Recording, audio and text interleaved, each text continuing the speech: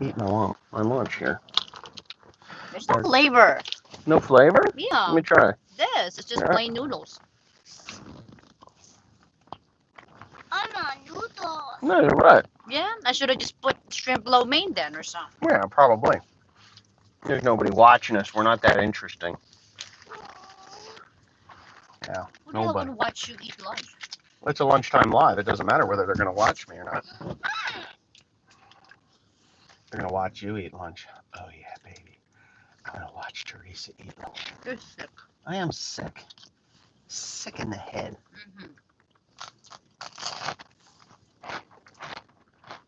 Mm-mm-mm.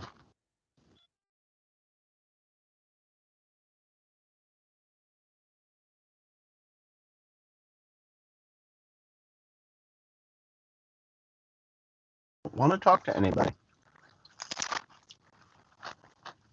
Mm-mm-mm. I'll eat one of these. Fred, aren't you in like South Africa or I got the wrong guy? Who's Fred? Fred Yupa. Bitch is hot. It is hotter than Hades it is. Holy crap. From my mouth. You like my Let's Go? You can buy one from my wife. I can have it. She'll make you up one. Oh, Milford, you're right. Yeah, Milford. You're on lunch break? Okay. Anyway, yeah, it's another Fred with a Y in it. I get you two confused. So, what's for lunch? Well, we were out getting these things. So these are O-ring, American O-ring style fittings. The threads on these, if you don't know, are the same as JIC. And you can make a JIC fit these things. They do work. But this is the return line. It goes from number 4 to number 6, or number 6 to number 4 on the return line from, we're in the truck. We're not doing home cooking today. For the motor, the drive motor's on my line spreader. So I went across the ditch and it packed with mud and snapped the damn thing off. So that was the end of that. I had to go find them. I've been to 3 places now over it. California. I'm from Holland. Enjoy your meal. Yeah, we're going to enjoy it. Kind of, sort of, I think. I just get the garden spring rolls because I'm really not a seafood fan. But I'm going to tell you something. When we go to the Philippines next time, right? We're going to the Philippines again, right? Yeah, if you get a passport. Uh-huh. My passport is hot. Expired. So, anyway, we're going to go to the Subic Town Fish Port. You've never been Me there? and her are going to go to the Subic Town Fish Port because those fish are coming off the boats right there. And we're going to buy fish, and I'm going to eat fish from there because that's the only way I'm going to trust it. If it comes off the boat and right into our hands, that's it. Yeah, it's still flopping. Mm-hmm. I don't generally drink soda anymore, not too much, but man, a little bitter. You know, when you don't drink soda anymore, it kind of has a bite to it that you wonder why you even drink it at all. Why is it water in there? What is in there? Water. Put your water in there? Let me do this.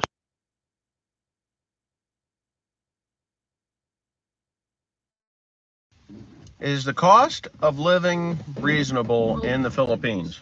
Not anymore. And nowadays it's very expensive now. To a Filipino, it's very expensive. But no.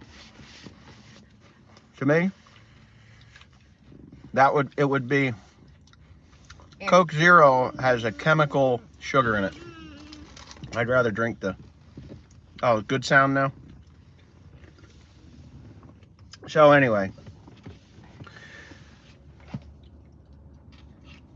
if you go to the Philippines, I would not suggest waking up one morning and saying, hey, that one lonely farmer guy, he goes to the Philippines all the time, and I think I should go live there for the rest of my life. I would not suggest that. For the simple reason is, it is so different than the United States. If you're used to everything being at your fingertips like it is here in the United States, you're in for a rude awakening. Like something like this, which is semi-difficult to come by here in the United States if you don't know where to look. But if you know where to look, you can get it. So in the Philippines, you may be able to say, hey, I know where to get that. I know where to get that, so I'm gonna go. So you go. You're messy. You drive all the way to Manila because that's about the only place you're gonna find something like that. And when you get there, they're like, oh, yes, sir, we can get that. Okay, when will it be here? Do you have it in stock? No, out of stock, sir. We have to order. They'll tell you it'll be there in 3 days. Count on 3 weeks to 2 months before that gets there. It's just that way. If you want to, it doesn't even matter. You can't even get a decent computer there. If you go to buy anything electronic, it is going to cost you probably a third to half again as much as what it would cost you here in the United States because of the import fees. Hey, that's my bite. Oh, that's yours? All right, here I'm wondering what the heck is going on. So, if you can live without the luxury of electric full-time anytime you want it, if you can live without water full-time anytime you want it, do it. I can. I don't give a flying fart. I mean, when I William. when I go to the Philippines, I'm like, you know, in all honesty, I do plan on living there when I retire. Not living there, but going there for large sums of time. Not 25 days, like 2 to 3 months at a time. And you know, there you go. Have you tried Bamboo House in Frenchtown? Yeah. Yeah, we were before. My tonsillectomy was there. We ate there. Before it. Yeah, before. She thought she was gonna die. Before my I gotta have my last Asian meal before I go. Shut up. And I that's don't just sound like that. no. I got to have my last Asian I meal. don't sound that way either. All right. Will you say I have to have my last Asian meal I before have to have my Asian meal. How's that? Better? before I die? Before I die. Okay. Before I die. Is that what you think I sound like? Before I die. Racist. Oh yeah, I Not you racist. racist. I'm racist. So anyway, it's okay there. There was a Thai restaurant down by where the what the hell was the name of that place? BioServe, where BioServe was, and that's gone now. But that was good food. I think the good food in Chinese is come closest to the Makoto one. Close. Yeah. Japanese. It's yeah. Japanese. Better than the Bamboo House, right? Yeah. It But was, they're but that closed closed now. up. It did. It closed up. So, anyways, I'm gonna say something. It's probably gonna start a firestorm of interest here, maybe. Who?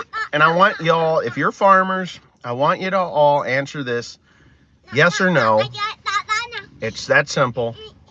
Is anybody afraid of what's going to happen to the farm income in the coming months? Because I can say, yes, I am. I'm terrified. I think there's going to be problems. Major problems. But that's just me. Okay? Yep. Absolutely, yeah. Okay, so the consensus, I'm just saying, the consensus is yes, you know, in the first 5 comments, 6, 7 comments. Okay. Oh, somebody said no. Probably somebody that wants to be a smart ass or doesn't farm. Yeah. Oh, I hit the spot. So for the most part, I'm going to tell you why I'm more scared today than I was 2 days ago. 2 days ago. 3 days ago? Tuesday. So Tuesday, me and my father went to a meeting. And I haven't been to a growers meeting in a long time. Just haven't had the need to go. I wasn't growing corn and soybeans at that time. My dad had gone to them because of his herbicide applicator's license. I have used my father's herbicide applicator's license my entire career, and it's time for me to get a new one, or to get one, so I have to do that. I'm actually on schedule to get my herbicide applicator's license. I can legally spray under him because he trains me, so, you know, that's how it goes. But anyway, so I go to this herbicide applicators meeting, or this farmers, the growers meeting, and it's like, Yeah. okay, the last time I went, we were starting with glyphosate resistant weeds. Now we have glyphosate tolerant weeds. The last time we went, it was using ALS inhibitor along with your glyphosate, and you should be able to clean up all your fields. Okay. Tuesday, glyphosate and ALS inhibitor herbicides. There's weeds that are tolerant now and major league resistant, and it's not like one or two weeds. It's like for glyphosate, I believe there's 8 that are resistant or tolerant, not resistant, tolerant, 20 some that are resistant now. To ALS inhibitors, there's 3 that are tolerant and like 12 that are resistant. And now they're telling us that we have to have up to 4 modes of action to keep our fields clean. And I'm like, who's paying for this? Because, you know, Roundup is now $61 a gallon.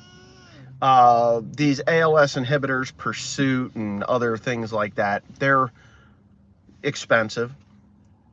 All my meat from a local black Angus ranch. So anyway, it just really, it shocked me. I'm like, holy smokes, you know, I'm going to go back into corn and soybeans, and it's dollars and dollars and dollars and dollars. So last year, I grew corn in 2020 and in 2021. And in 2020, the highest price that I got was $7.41 a bushel. Called them up. They said, yep, market price, $7.41. How many bushels you got? I told them. They came, they took it. I got a check. Okay. So corn hit $7.61 the other day. Called them up. Like, hey, I got this, I got 24,000 bushels of corn.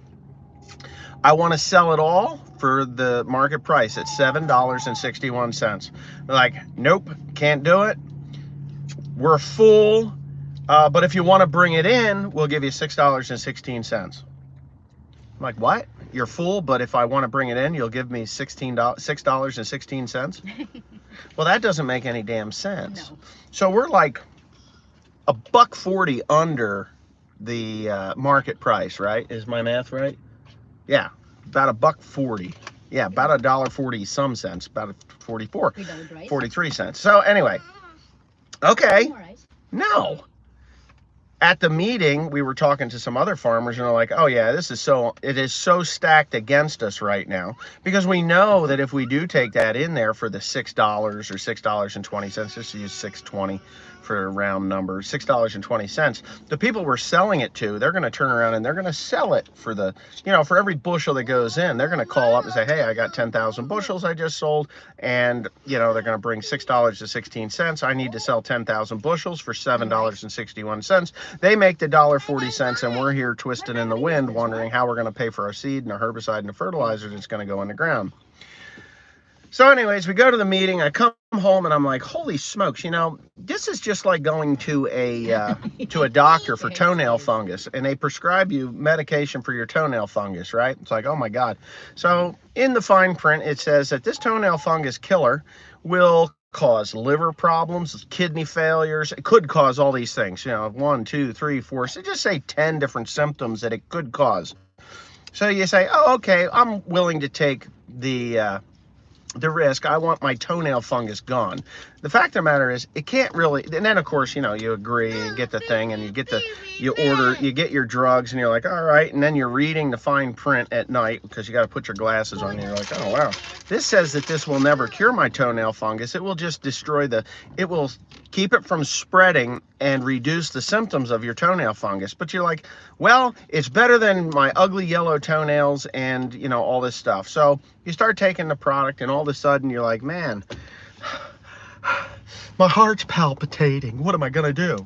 So you call the doctor up and like, hey, I've been taking this toenail fungus shit, and now my heart's doing funny things. Oh, well, come in right away. Come in right away. So you go into the doctor, and the doctor says, well, you got heart palpitation. Doesn't say anything about the toenail fungus medication. Just says, hey, you got heart palpitation. So here's a drug. Oh, okay, fine. So you start popping that pill. So now you're on 2 medications, and you've got 2 medications, and they may or may not have a synergistic effect, causing other things to pop up.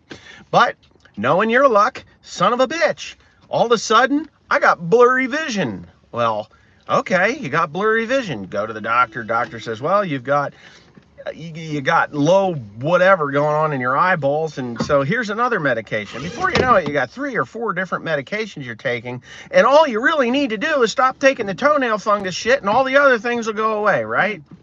So I left there like, my God, our soils are really sick, because if we have to continue to stack different herbicides on top of one another to control a weed problem, why don't we just start thinking about the main problem that we have instead of the problem that we've caused? So anyways, that's just a conversation for another day. So anyways, I go home and I'm like, you know what? As you know, or may or may not know, I'm going to go into carbon farming, or regenerative ag is the new term for it, or traditional agriculture, a hybrid of traditional agriculture, meaning prior to 1940.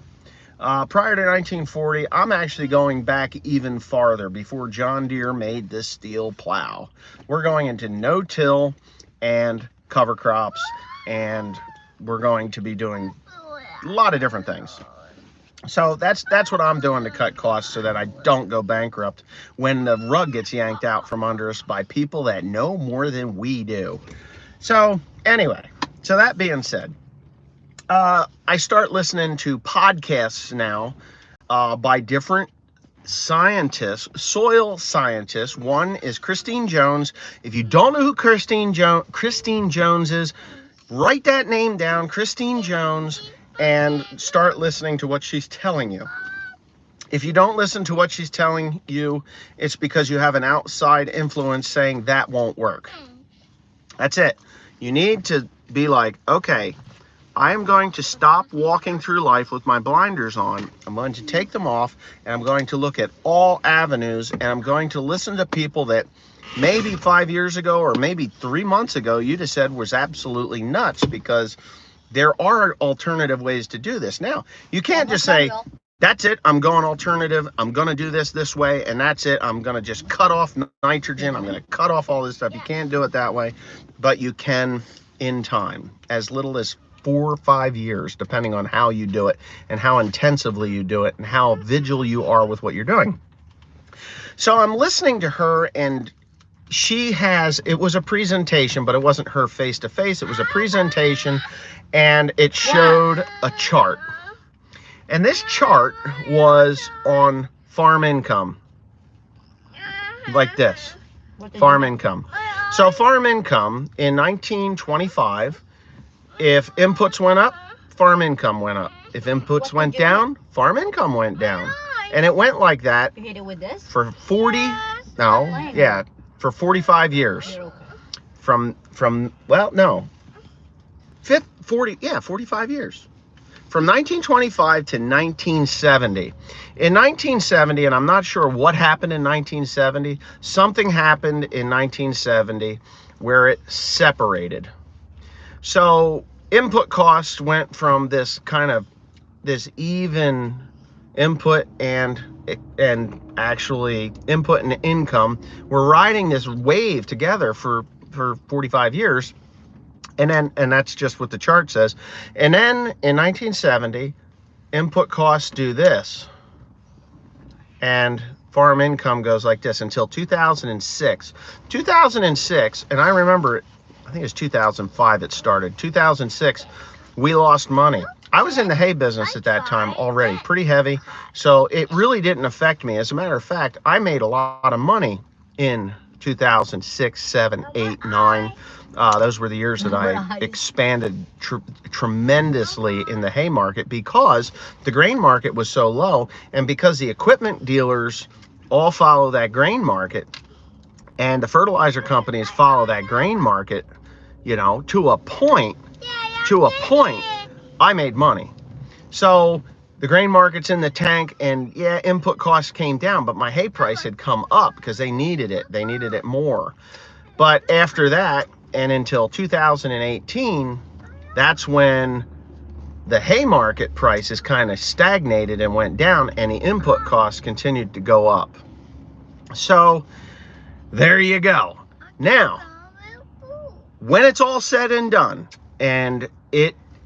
when it's all said and done at the end of the year, if you've had good equipment and all your equipment just performed kind of flawlessly, you had a few things that happened with the increases in fertilizer prices and input costs, just say input costs of all kinds. If everything was going well in the last 10 years, how much money did you all make? How much money did you make? Because it's pretty consistent, and it's all laid out, and it's not done by farmers. It's done by people down, you know, like worldwide. This is not something that is local to the United States. It's worldwide. 2%. You get 2%. And that's why these niche markets, like the organic markets, those guys made super good money because their input costs were kind of lower, and their equipment cost followed that grain price. But because they were producing an organic product, their sale prices were much higher. So they never really suffered until now, because the organic wave, with people having to pay more for gas and diesel fuel, more for food, it is getting so oblong that the organic guys, they're suffering. I know a couple of them, and they're like, yeah, it's not as good as it was. So it's all set up to keep farmers in a low income place in that chart. So what happens when a farmer's income goes to the point where, like, oh my God, I lost money in corn, where do we go? Well, let's go on down to the Farmer Welfare Office, FSA, and soil conservation. You do this, we'll give you that. We'll do that, we'll give you this. They're like the whores of agriculture. And when I say the whores of agriculture, price of grain tanked today, and we're going to have to give them those, what did they call those payments? They were, it wasn't the DCP program. It was loan deficiency payment. That's what that was. They were sucking our dicks, giving us that money to keep us going to the next year so that we get 2%. That's all we make is 2%. The crop insurance is loan deficiency payments, DCP, countercyclicals, all that crap. Don't go into those offices. They will keep you on that drug. They use your reports that they call you for and say, oh, it's time to report what you've got in your bins. And you give them that number, and then they say, okay, thank you. They hang up the phone. It gets calculated, put into a little paper, and the Chicago Board of Trade is like, oh, well, there's actually 400 million more bushels in storage right now than we thought there was. Down goes your grain price. Oh, well. So there you go. And that's how those things work.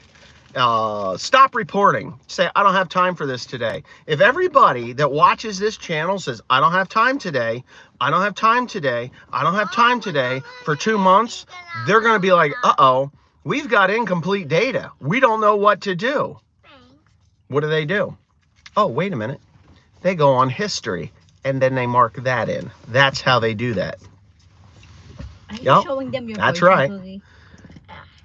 You can tell them you don't have any, right? You tell them you don't have any. I don't have any in storage. Oh, okay. What are you going to plant? Oh, what are your projections for this coming year? My projections is I'm going to get out of bed. I'm going to maybe eat breakfast, drink a cup of coffee. You don't eat breakfast. I don't. Go to work until way late in the, what are you looking at? What happened to your head?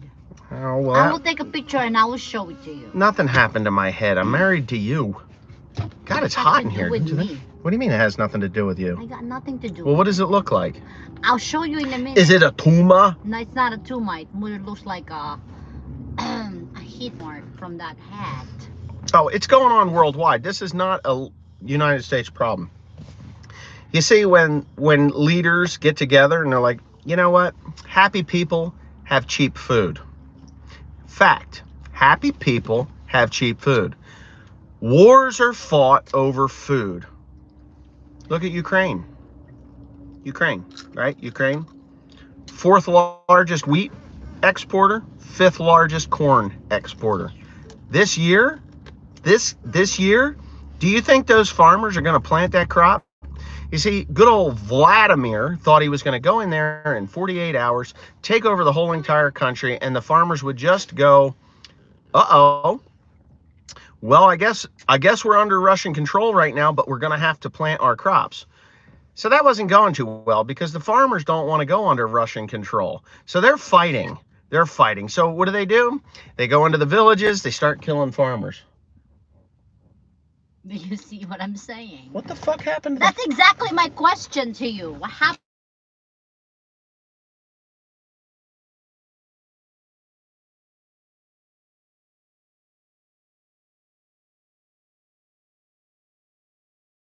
Look at the back of my head. Something had happened to the back of Daddy's head. Yeah, I wonder what the heck that I is. don't know. It looks like a. Well, it isn't that thing. It looks like a Hitler mark.